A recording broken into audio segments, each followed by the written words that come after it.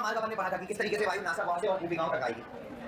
अच्छा, जो उपास्थिक छल्ले अपन पढ़ते हैं ट्रेकिया में, उपास्थि के छल्ले अपन ने पढ़े थे, उपास्थियों के बने हुए सी आकार के छल्ले होते हैं ट्रेकिया में।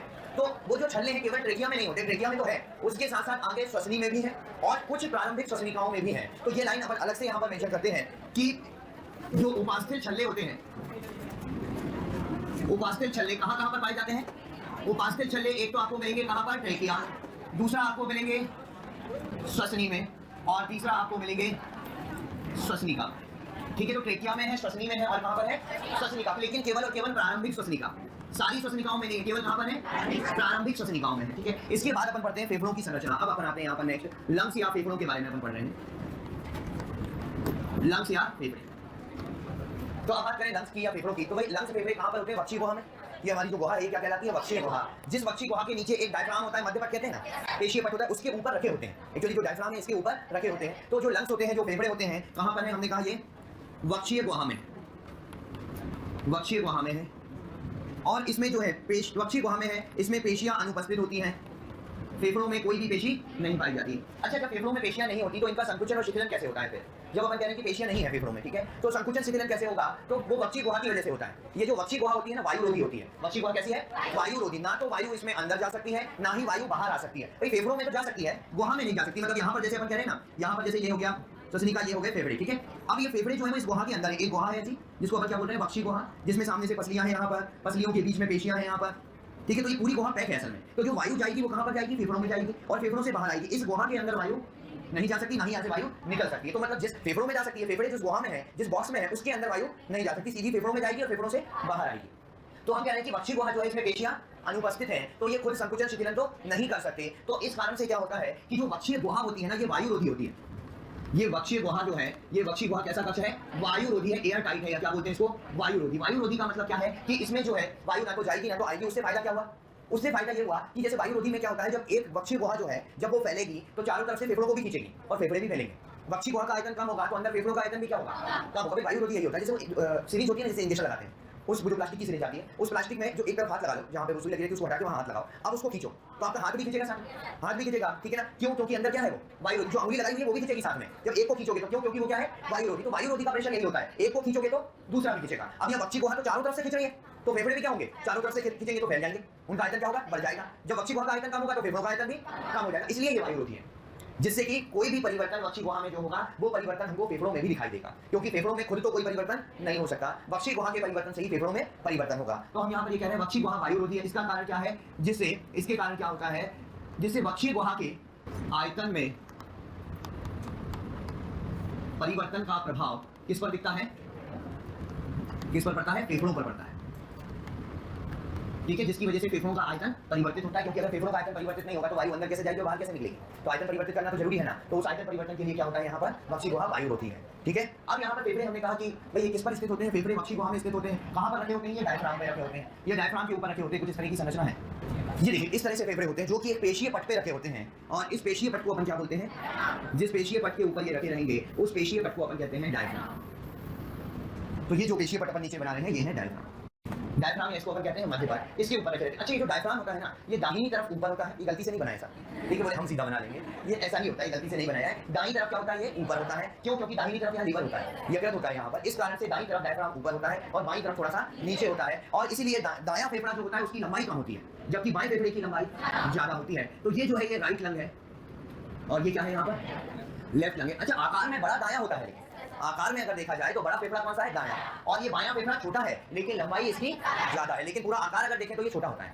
ठीक है, इनके ऊपर जो आवरण है, फेफड़ों का जो आवरण है, इसको कहते हैं प्लूरा। बाहर की तरफ है, इसमें बाहर की तरफ पैराइटल प्लूरा, और अंदर की तरफ है, अंदर की तरफ है विसरल प्लूरा। बाहर की तरफ है पैराइटल प्लूरा, अंदर की तरफ है विसरल प्लूरा। तो मतलब फेफड़ों का जो आवरण है, इनके आवरण को अपन क्या कह रहे हैं? यहाँ पर ये कह सकते हैं कि इसका जो आवरण है वो आवरण क्या कहलाता है?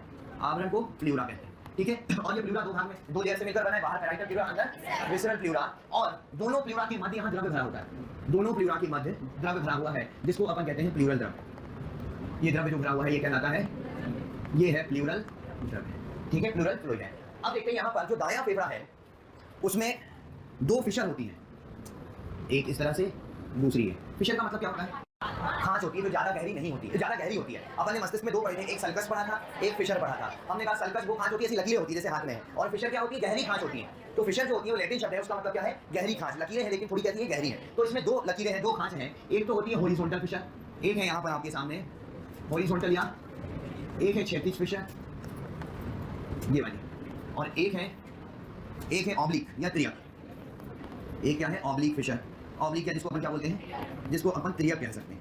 एक तो है हॉरिजॉन्टल, एक है ऑब्लिक। अब इसके कारण ये जो दायां फेफड़ा है कितनी पालियों में विभाजित हो गया, 3 पालियों में विभाजित हो गया। ऊपर की तरफ है इसकी अग्रपाली, ये है यहाँ पर मध्यपाली, और ये है पश्चपाली। तो कितनी पालियों में विभाजित हो गया, 3 पालियों में, अग्रपाली, मध्यपाली और पश्चपाली। ठीक है, अब बाएं फेफड़े की बात करें तो बायां फेफड़ा जो होता है छोटा तो है, इसमें केवल एक ही फिशर है। कौन सी, त्रियक है कि क्षैतिज है, ये कौन सी है, त्रियक है, ऑब्लिक है ना।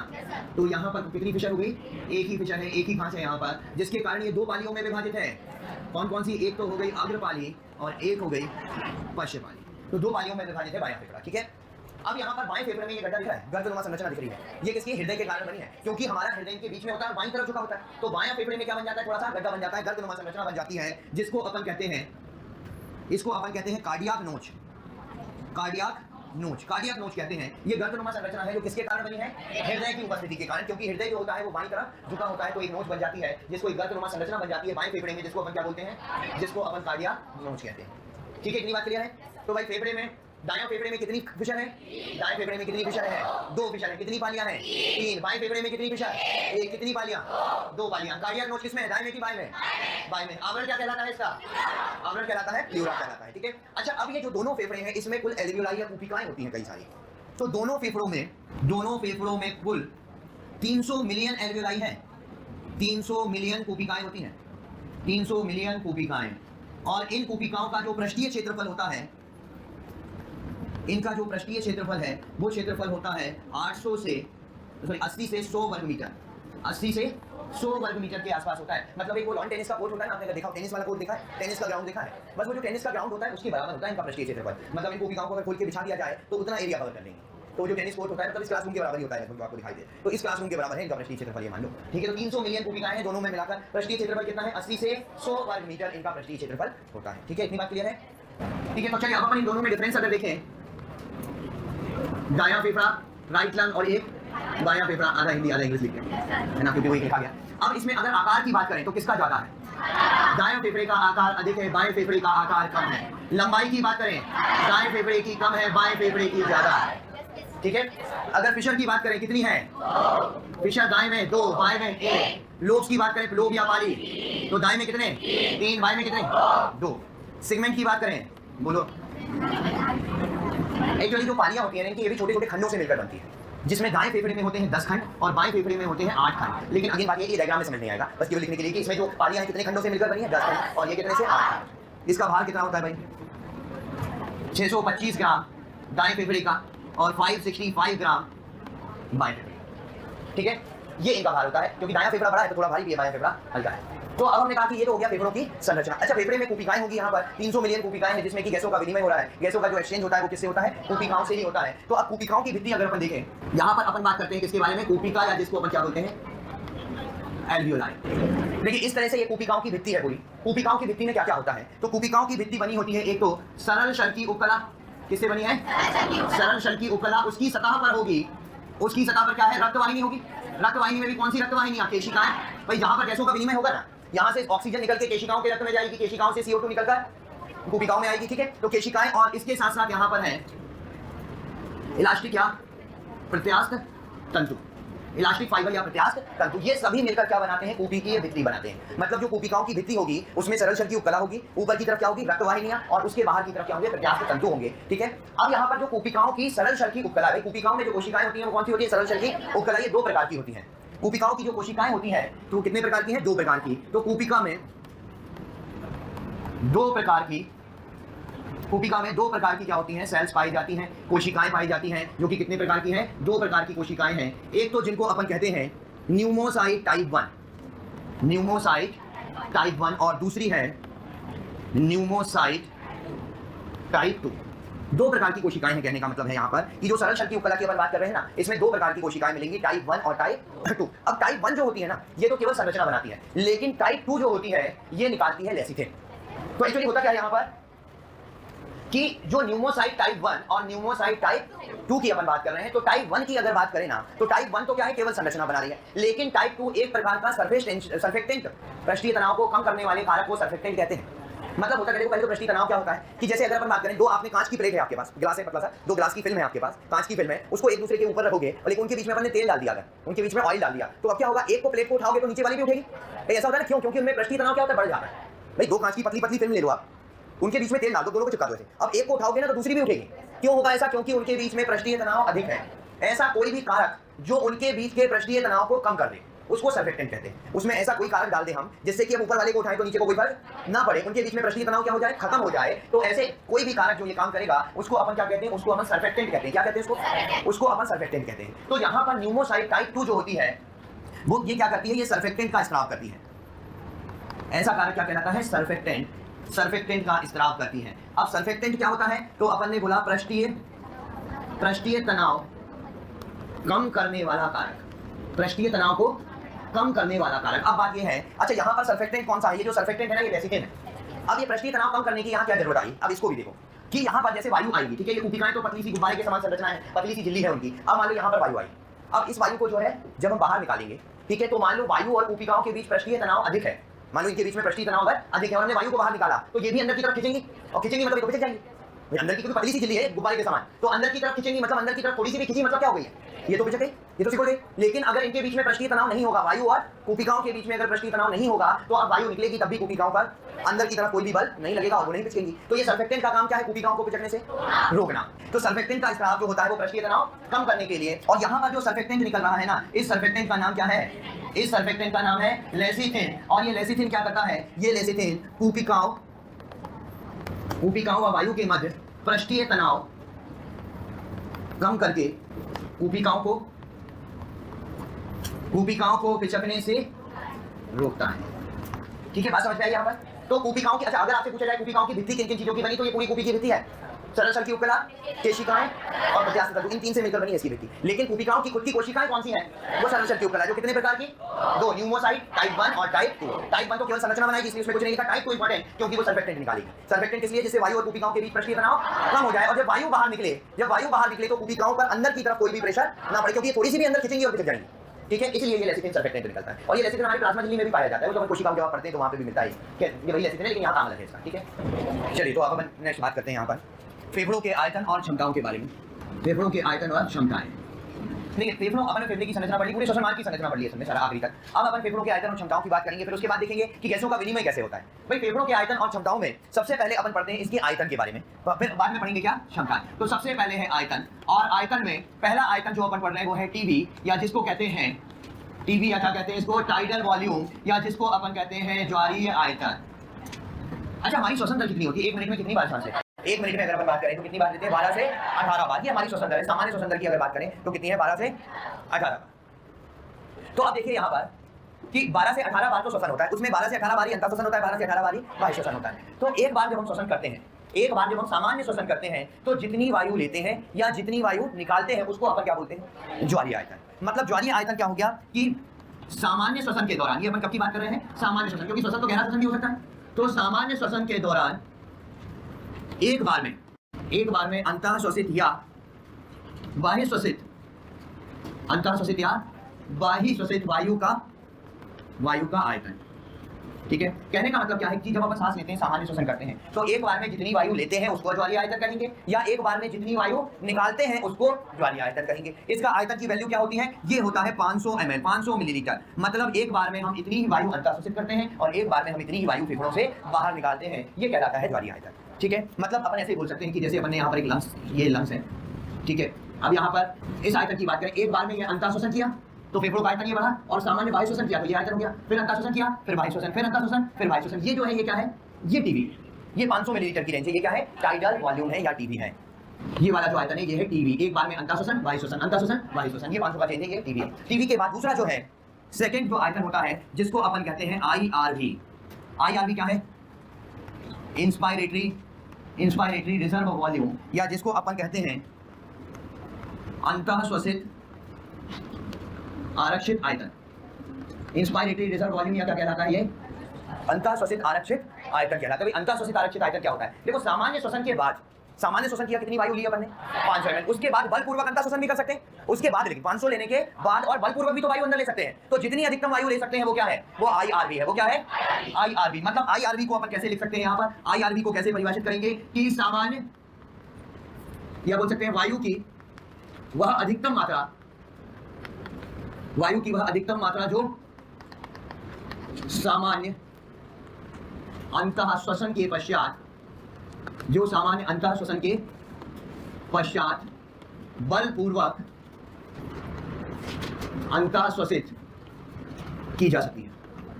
ठीक है, सामान्य अंतः श्वसन के पश्चात। लेकिन 500 लेने के बाद, उसमें इस 500 को नहीं जोड़ेंगे। 500 तो अपन ने सामान्य श्वसन में ले ली, उसके बाद और जितनी अधिकतम ले सकते हैं वो क्या है? IRV। ठीक है, अब IRV कितनी होती है? ये होती है 2500 से 3000 ml। मतलब 500 लेने के बाद और कितनी हम ले सकते हैं? 2500 से 3000 ml वायु और ले सकते हैं इस टीवी के बाद। मतलब यहां पर अपन ये बना सकते हैं, अब ये जो आयतन है ये क्या है? टीवी के बाद वाला। टीवी तो ले ली, 500 ml तो ले लिया अपन ने, उसके बाद जितनी ले सकते हैं, उसके बाद जितनी ले सकते हैं वो क्या है? IRV। तो 500 लेने के बाद और जितनी बलपूर्वक ले सकते हैं वो है IRV। इसी तरह से तीसरा आयतन जो है, तीसरा है ERV। ERV मतलब इसका विपरीत है, एक्सपायरेटरी रिजर्व वॉल्यूम, या क्या बोल सकते हैं? अच्छा, बाह्य श्वसन को और क्या बोलते हैं? निजी श्वसन कहते हैं क्या? एनसीईआरटी में कुछ अजीब से लिखा, उन्होंने भी हिंदी में तो बहुत गलतियां करी हैं इसको लिखने में, इसलिए मैं निजी श्वसन और निजी श्वसन नहीं लिख रहा हूं, मैं सीधे सीधे अंतः श्वसन और बाह्य श्वसन लिख रहा हूं, जिससे कि क्लियर रहे। बाह्य श्वसित आरक्षित आयतन। भाई, बाह्य श्वसित आरक्षित आयतन क्या? ये बताओ, सामान्य श्वसन में कितनी वायु निकालते हैं? 500 ml। उसके बाद बलपूर्वक भी वायु निकाल सकते हैं, 500 के बाद भी तो निकाल सकते हैं ना बलपूर्वक। तो 500 के बाद जितनी निकाल सकते हैं वो क्या है? ERV। तो अपन कह सकते हैं वायु का वह अधिकतम आयतन जो सामान्य बाह्य श्वसन के पश्चात, जो सामान्य बाह्य श्वसन के पश्चात बलपूर्वक निष्कासित किया जा सकता है। ठीक है, जो सामान्य बाह्य श्वसन तो कर दिया, कितनी वायु निकालती है? 500। अब बलपूर्वक बाह्य श्वसन करो और वायु निकाल सकते हो, कितनी और निकाल सकते हो? तो 1000 से 1100 ml और निकाल सकते हैं।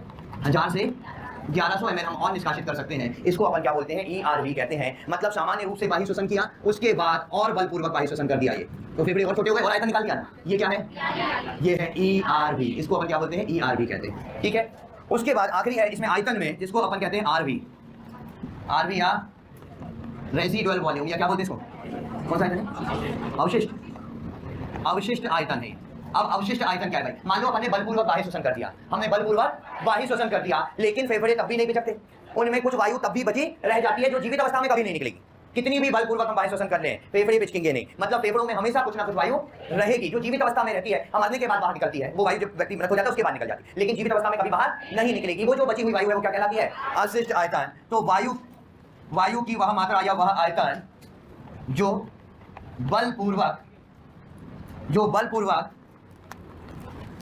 बलपूर्वक बाह्य श्वसन के पश्चात भी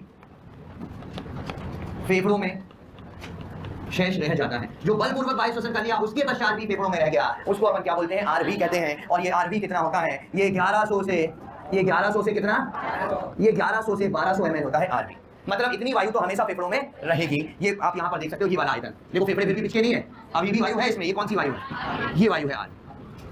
बात समझ में आई? तो देखो, जब अपन सामान्य श्वसन करते हैं तो सामान्य श्वसन जो 12 से 18 बार होता है 1 मिनट में, उस समय जितनी वायु लेंगे या जितनी वायु निकालेंगे वो ज्वारीय आयतन है। कितना होता है? 500 ml। 500 लेने के बाद जितनी ले सकते हैं बलपूर्वक वो IRV है। कितना होता है? 2500 से 3000 और ले सकते हैं। ठीक है, फिर 500 निकालने के बाद और जितनी निकाल सकते हैं वो क्या है? ERV। कितना होता है? 1000 से 1100। और पूरी निकालने के बाद भी जो लंग्स में बच जाती है फेफड़ों में वो क्या है? RV है, जो कितनी होती है? 1100 से 1200 ml। ठीक है, तो ये 4 आयतन है, इनको अपन ग्राफ से भी समझ सकते हैं, इन्हीं आयतन को। फिर इसी आयतन के आधार पर अपन क्षमताओं के बारे में भी पढ़ते हैं। क्या क्षमताओं के बारे में तो अपन बाद में पढ़ेंगे, यहाँ पर केवल मैं आपको आयतन बता रहा था विचारों। देखो, आयतन में देखो एक रेंज बना लेते हैं अपन, ऐसी रेंज 500 वाली। ठीक है ना, ये 500 की रेंज है। 500 अंतःश्वसित की, बाह्य श्वसित की, अंतःश्वसित की, बाह्य श्वसित की, क्या हो गया? कौन सा है? ठीक, 500 ली, 500 के बाद और ली, 500 के बाद और ली अधिकतम IRV। ये 500 निकाली और निकाली, जितनी निकाल सकते हैं अधिकतम। ये क्या है? ERV। लेकिन अभी भी देखो ग्राफ 0 पे टच नहीं हुआ है। ग्राफ क्या 0 पे टच हुआ है? यहाँ तक बलपूर्वक निकालने के बाद भी वायु बची हुई है। ये क्या है? RV। ठीक है, तो ये 4 आयतन है जो आपको याद रखने, चारों आयतन। और इनका घटता क्रम अगर आपको याद रखना है, क्योंकि कई बार कंफ्यूजन पता ईआरबी और आरबी में होता है कि कौन सी 1000 से 1100 है और कौन सी 1100 से 1200 है। तो बाकी तो 2 याद रह जाती हैं, आप इनको तेरी से याद रख सकते हो। सबसे कम टीवी, फिर ईआरबी, फिर आरबी, फिर आईआरबी। नहीं ऐसे ही होगा ना। टाइटल वॉल्यूम कितना है 500, ये कितना 1100, अधिकतम पकड़ के चलो तो ये कितना है 1200, ये कितना है 3000। इसमें तो किसी को कोई दिक्कत नहीं। इसके बाद हम पढ़ेंगे फेफड़ों से संबंधित क्षमताओं के बारे में। आयतन पढ़ लिए 4, इसी तरह से क्षमताएं भी हैं, नेक्स्ट क्लास में कंटिन्यू करेंगे, ठीक है।